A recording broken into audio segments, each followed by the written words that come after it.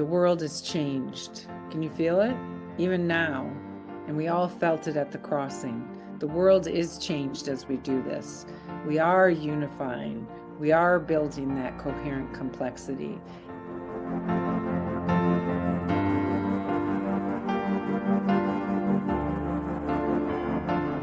I am going to set our intention, and to start with, well, I'm getting my notes, but you'll hear that the first thing I was going to say is that I didn't take notes, and that when Marc talked to me about doing this one mountain today from the crossing, share a taste of what the crossing was like for us, so that the people who weren't able to attend the transformative event here in Holland get a taste of what that event was like for us. He said, just let what the goddess wants to hear today arise through my being. So I did a little bit of both. I wrote some notes, and I'm working to just trust completely what arises. But the thing is I kind of have terrible stage fright. So yeah, my nervous system wants to freeze up when I go to talk. So be kind, and we just take a deep breath together. How's that? Okay, we're all taking a deep breath in this room. Okay, so looking at my notes here. So this first little process, this next little process that we're going to go through is part of what we did at the crossing. And the crossing, it started on Thursday night, and it just ended 2 hours ago or so. And a castle full of people, so many people. Such a wonderful thing. I resisted coming, and I'm just so eternally grateful that I came, because it was a transformative event. The world has changed. Those are the words that Dr. Marc Gafni, my teacher, spoke over and over again as we were ending, because we could all feel it. The world has changed. So what did we do? How did we do it? We explored coherent complexity. And as you're listening to my voice, I also want you to just get in what you're seeing on the screen of these starling birds doing what's called murmuration.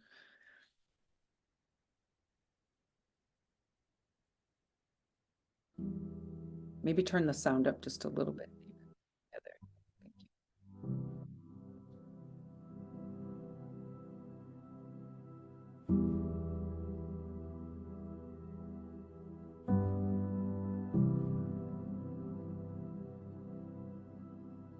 We went into the crossing as individuals, the very strong sense, each one of us, of our sense being an individual.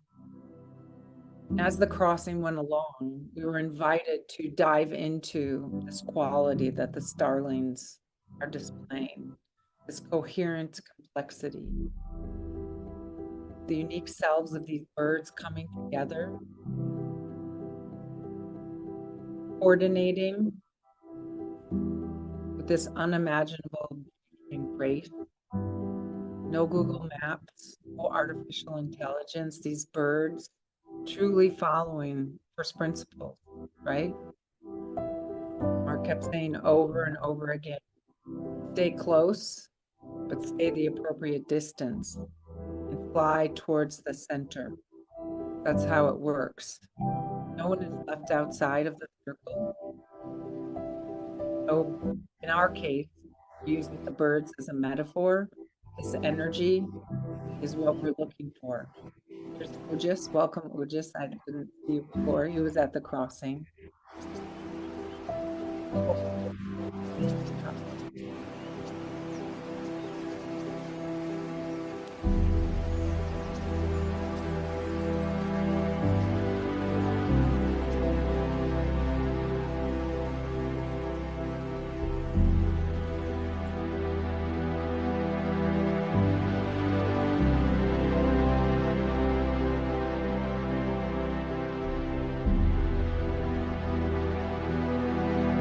Just as these birds are,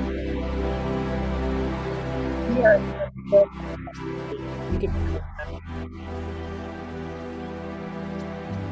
we are in a field of energy, field of balance, together. We're together. Even as we're across the globe. And hello, Lane. Lane was also at the crossing. It's so beautiful to feel you here.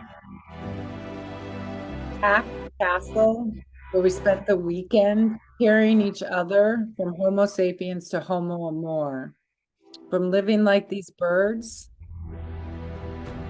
both as an individual, as unique self, and we did dive into a lot of unique self theory, to living as a unique self symphony, living as outrageous lovers in a field of energy, in a field that is about the revolution of cosmo-erotic humanism. You guys took your own home. When you were at the crossing, you still are in this field. You are here. You've chosen yourself to be here.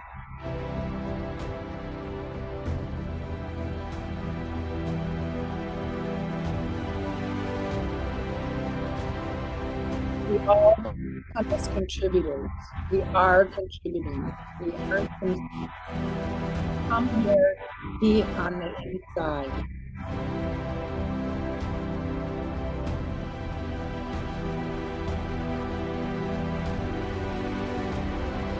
Reality, and David, you can start.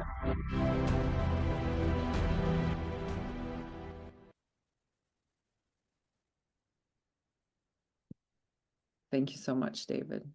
Reality needs us to be unified very much, to feel each other, to feel the field, to feel the mystery, to move towards the center.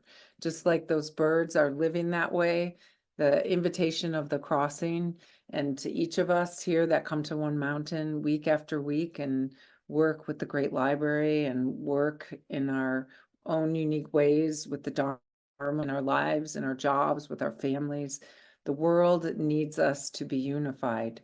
So today here, let us just feel in our own beings that reality needs us, yes, and that we need each other, and that you are needed, and you are as safe as you need to be, and also the invitation is always being extended by reality itself. And so as we're feeling this field, and hopefully you are able to, in your own body, maybe put your hand on your heart. And maybe as you put your hand on your heart, you both feel yourself. And also you feel me and my hand on your heart. And you feel all the people in this room around me and their hands on your heart. And just imagine all the energy of the people at the crossing, their hands on your heart, all across the globe. If you can feel that even a little bit, go ahead and put that resonance in the chat box, please.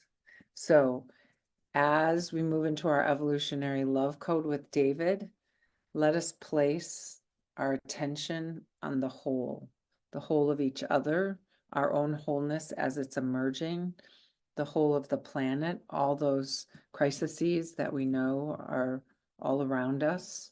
Let us place our attention on the whole and feeling how we are an integral part of all of that. And I turn my word over to you, David. Thank you, Kristina. It's really interesting, right? Everyone who's watching who hasn't been at the crossing, I was not at the crossing. And yet I feel the immersion that has happened with Kristina and Suzette and Jacqueline and Krista and Jane. Like there's been an immersion into the field and I feel it, right? Like I feel impacted by it. And I know, Kristina, you've been sending pictures of the crossing, and I felt like there's been tastes, right? That somehow taps me into what's happening there, even though I don't consciously, know what's actually happening and all the steps and details. But I feel like there's something like I'm breathing in. And it's a testament to it being not just a personal transformation seminar about just the people that come there. It's actually a global cultural evolution that everyone's contributing to. And so I'm just feeling very blessed to be part of that in the ways that we are. So this week's evolutionary love code is really setting this context, right? Where are we?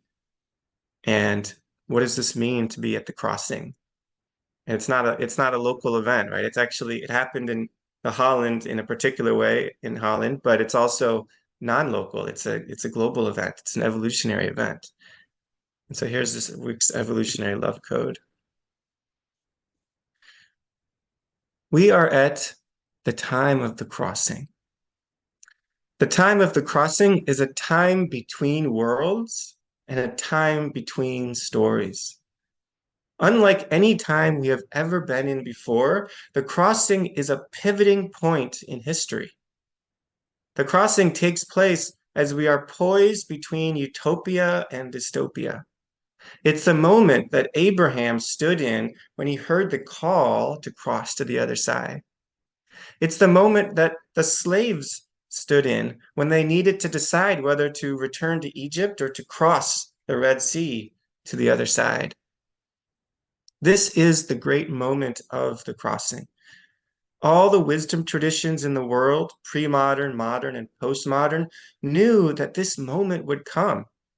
We are at a phase transition which will mean either the collapse of human history or the birth of the most beautiful world we can possibly imagine. We will either birth a new human and a new humanity, Homo sapiens, which will fulfill itself as Homo Amor, or we will experience collapse, stagnation, or extinction. This is the moment where every human being and humanity as a whole is asked one question: am I ready? Am I willing to play a larger game, to participate in the evolution of love? Am I willing to be the new human and the new humanity? Am I willing to stand for all of the past and all of the present and all of the unborn in the future and cross over from Homo sapiens to Homo Amor and birth the most good, true, and beautiful world that we all know is possible? With that, it's my pleasure to turn it back to you, beloved Kristina. Thank you very much, David. Hi, everyone. So here we are, feeling into the past, feeling into the present, and feeling into the future.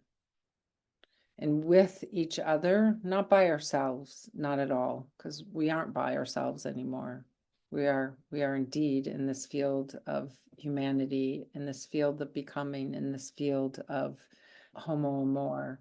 And now we've got a quality, this coherent complexity quality, this field quality that we've felt in our bodies, and we've also held some of the metacrisis. So I'm going to take us a little bit deeper into that, which also Marc did at the crossing.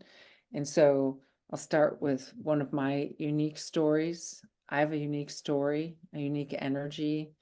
We all do, our sacred autobiography.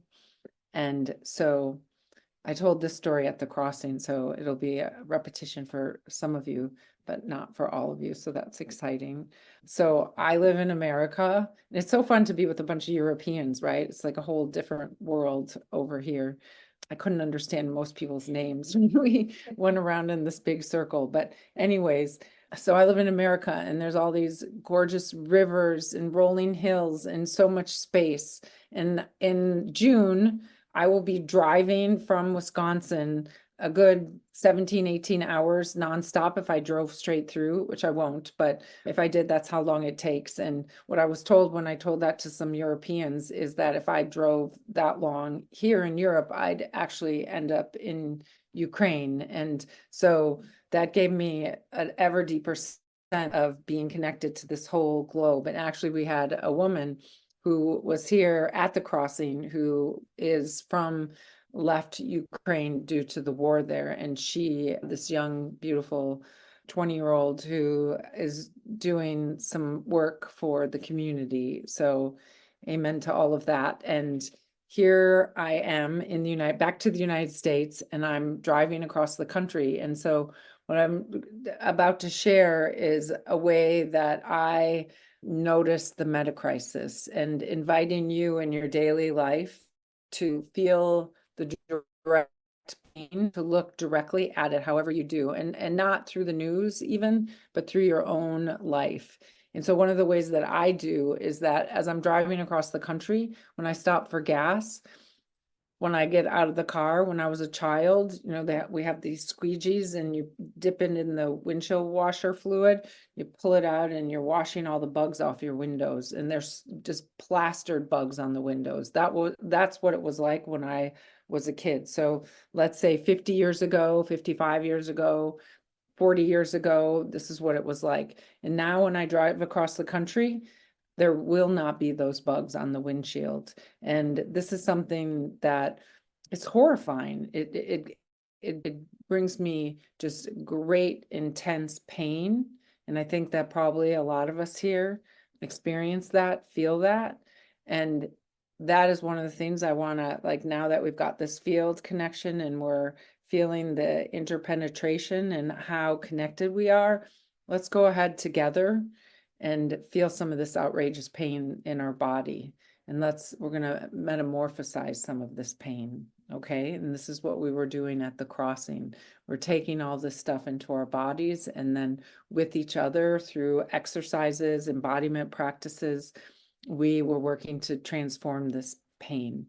So bugs are gone in a lot of ways, and it is a big question. What's happening with all the insects? Where are they going?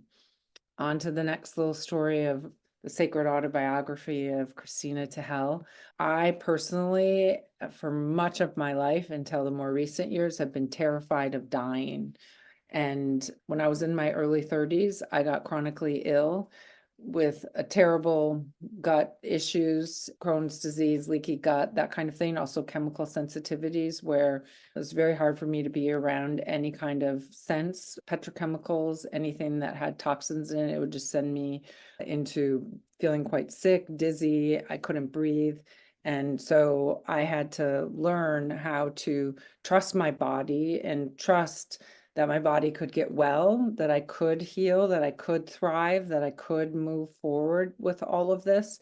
And it was suggested, like through the mainstream medical community, things like, because one of the things that was also happening to me is I was having a lot of irregular heartbeats, and it was suggested I have a catheter ablation where they shock my heart in different ways to get it to beat differently. And Jacqueline's computer is making noise, but that's okay. And so I learned that no, I had to trust my direct experience, and that I could well. And we're all inundated every day with the toxicity of the world. I heard a statistic the other day that we're all ingesting a credit card's worth of plastic every 2 weeks. So these things, we're being inundated with it. A lot of it's invisible, even like the plastic that's, they say, in every water molecule now. And so with silence and also with moaning, it's very, very painful, and we are headed towards extinction. And if we stay the course with what we're doing now, all societies collapse. We have a global society. We're functioning with the win-lose metrics. Dr. Marc talks about these things, and it was really powerful and potent happening at the crossing. That's how we started the crossing. So together, enter into the crossing, holding all of this together. And maybe in the chat box, you can write your moan.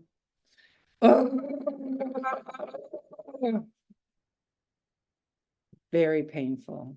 I like that, David. I want to hear some more moans. We got some more moans. Some more moans. Hi, Enika. Hi, Myra. We're all moaning together. Hi, Clyde, Margie, everyone. Gabby, Rob. I just hugged Rob not very long ago, and now there he is. Renee in Canada. Lane, we just hugged Lane. Michael, so good to see you. Yes, Jim, nice to see you, Jim. Angel, very nice. I like that. Grrr, grrr. Inika, beautiful. Colin, Merritt, lovely, lovely. So yes, the body doesn't lie. The digestive tract needs what it needs. The liver needs what it needs. Our bodies need what it needs. And here we are together facing into death.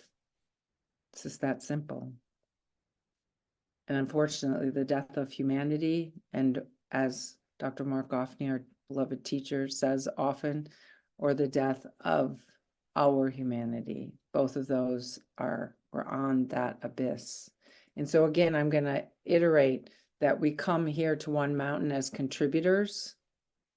We are contributing, so we are contributing. You know, I used fossil fuels to come to Europe, all sorts of things. I'm contributing to the pollution. And I'm also in my whole being taking full, complete responsibility for the change that I want to see. As I read in the recap, that the pointing out instruction from Dr. Marc, that we need to live in the world that we want to see. So I need to face and own and hold in my whole being, even as I transform it in my feeling field, in my soul, and my heart. So that field, that interconnectivity between us, the hope, can be there for real. So in the most tender and the most fierce ways, we do this together. And these are the qualities of Homo Amor, this fulfillment of Homo sapiens. And the crossing wasn't a personal development seminar, facing extinction after all. And we're not going the doomer route or the denial route or the domination route. We are going the becoming route, and the believing, and the heading towards the center, and the moving towards the mystery, just like the birds are doing.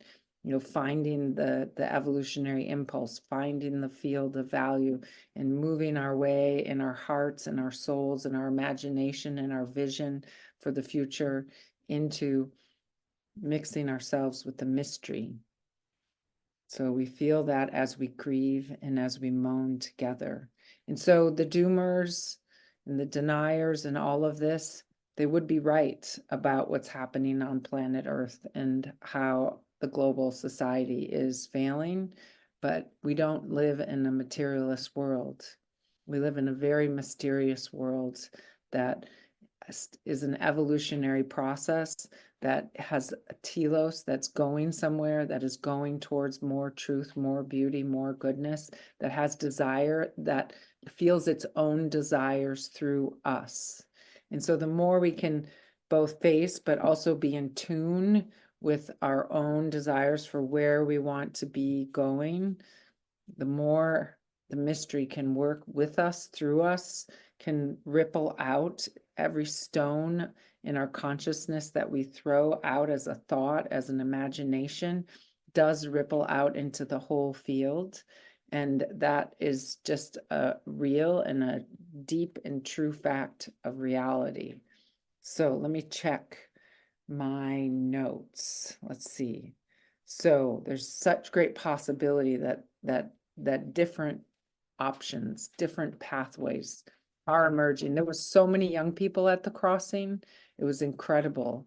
And so just taking you a little bit deeper into the crossing, and then I have a surprise for you. Deeper into the crossing, we had an ending ritual, and the room is packed with people. And one by one, as we stand in a giant circle, people all holding hands, one at a time, each person knelt down on one knee and said their name. I'm Kristina Tahel. I am Homo Amor. One by one, on the knee. I want you to do that now in the chat box.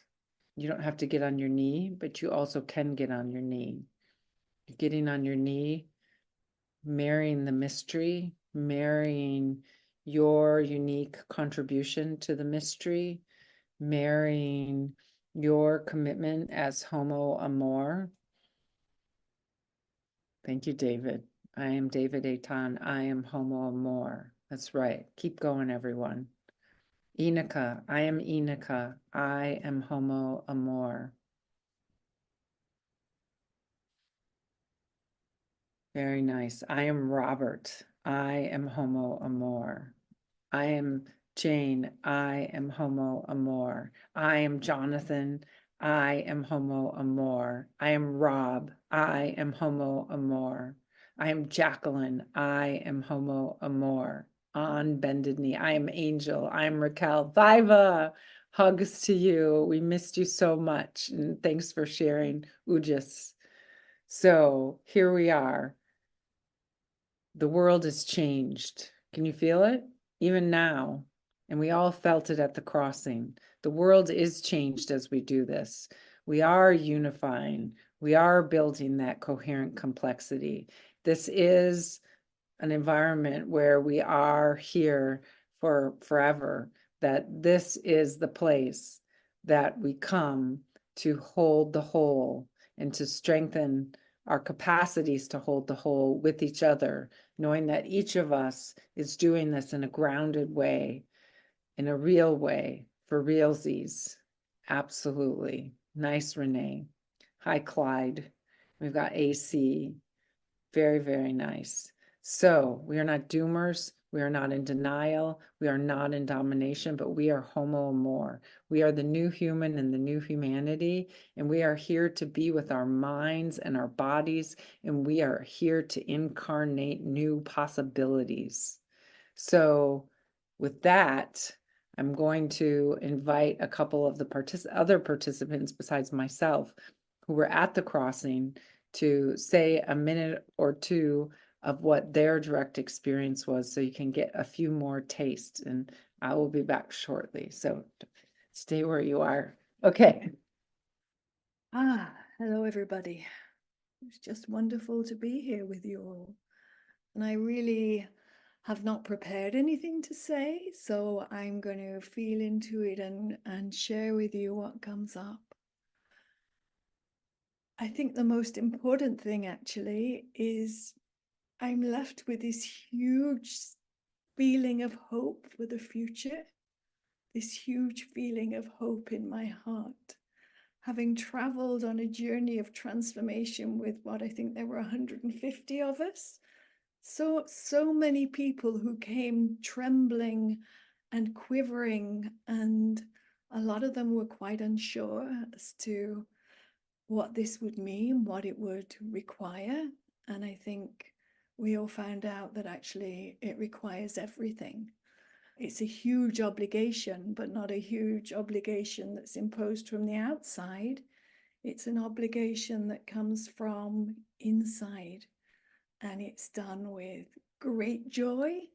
And it brings great joy to step into, for me, to step into the fullness of my being, not just for myself, not just for my family, not just for my tribe or my city or my team, but for the world, for the whole of humanity and for the whole of cosmos. And for me, that's just like so exciting. And the beautiful ceremony that Kristina talked about at the end was, it was just wondrous to feel that there were so many people and talking to people who already had some idea as to how they were going to bring this into their lives, how they were going to take it out into the world. I mean, I heard there was a lovely WhatsApp group that had been formed for young people, young Homo Amors, which again fills my heart with such joy, because we need the young people. It's the young people who are going to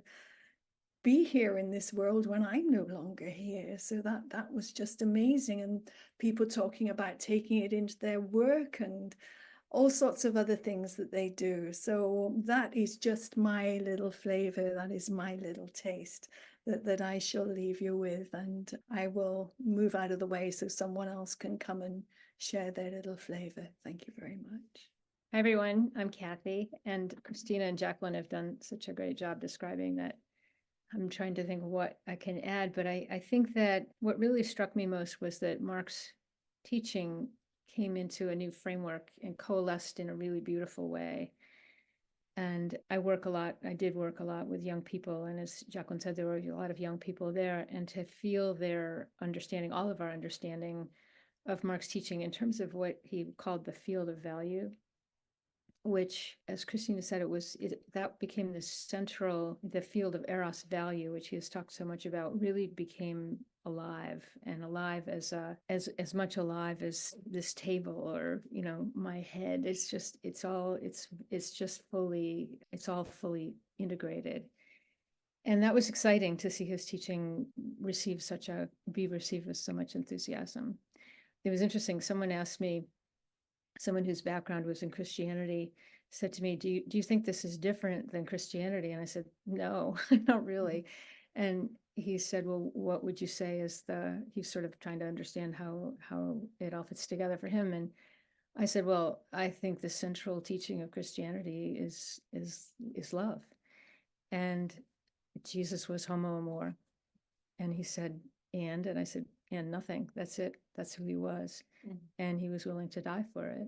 And that is really what the Christian message is. And I didn't see that there's any difference. And then he said, well, what do you think about God? Who's God in this? And I said, God is Eros.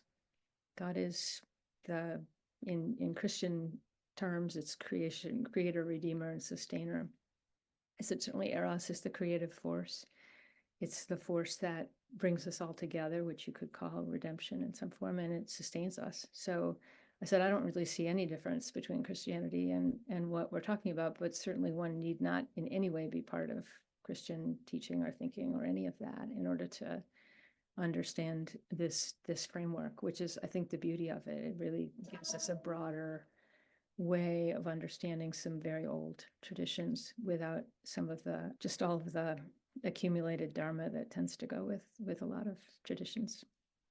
So that's what I would say. And I don't know if someone else wants to here comes Jane. Thank you. Well, thank you, sweetheart Kathy. Hello, everyone.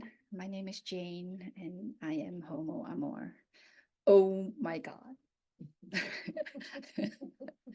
They all say it wasn't necessarily a personal transformation meant to be, but it was for me, fully. I want to share a taste of it. Yesterday night, we had a dance party. And like Marc told us this morning, the Dharma is in the dance party. And the dance party is also in the Dharma.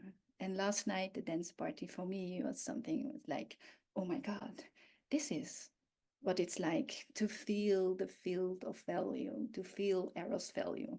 And I could feel it. And I saw myself dancing like I never did before. I could feel my sensual, feminine. I could feel myself lead into a dance. I could see myself follow into a dance, and I could actually feel myself also support in different dances, with men, with women, just with one or two, or with even myself, me, myself, and I. And just now I realized I was just like the bird, right? Just stay close to everyone else, not too close, just feel into the boundaries. And then always come back to the center, because I saw myself also flying and dancing and meeting other people, but it's still, Kristina, you know, I told to Kristina, I need to get back to the dance floor, right? Go back to the dance floor, and then I danced. Every time there was a different song, every time there was a different moment, and this feeling was incredible. So this was actually for me the crossing. Now I understand what's mine to do. Just feel into it, feel my center, and show up. And for me, not just to wait for permission. So without permission, show up and share what's mine to give. Wow, it's very tasty, and I cannot wait to do this in this time, in this world where things are very difficult and painful. I know what to do. I know what's mine to do. Thank you very much. Oh my gosh. I just wanted to come on for a minute and tell you that I think everyone that was here has evolved. And I would say one of the great things that this did also was kind of evolve the Dharma in a sense that we were very tight in terms of time. So Mark had to be crisp, and this is going to blow you all away. He was on time every single time. I was like, what? So that was beautiful. And also, I think for us being in this space, we're just proud of you guys too. Because when people would ask, like, wow, how you do this? Like, we have this huge community out there, and we meet everyone every week. And so it was just so, I just kind of felt like you guys were holding our backs, if you will, that you were there with us. And I think we'll start bringing more people in. And I think we all and such a best way I could describe it is it was so yummy. So y'all need to come next time. And yeah, thank you for letting us share a little taste of the last couple of weeks. So turn it back to Kristina. Aren't they adorable? Oh my God, I'm even more in love with each of them individually than I was a moment ago. So thank you, Jane. Thank you, Suzette. Thank you, Jacqueline. And thank you, Kathy, for being so brave and coming on. So let's see. Yes, we are going to end on time. So to sort of finish up the taste of the crossing, I'm going to reiterate, the world has changed. The world has actually changed. I've changed. I've witnessed each of these people. Jane was saying it wasn't personal. It was completely personal. That's the thing about the unique self dharma, right? Is that it's 100% personal, but it's not just personal. It's for the whole. And you feel that too, right? And so the world has changed.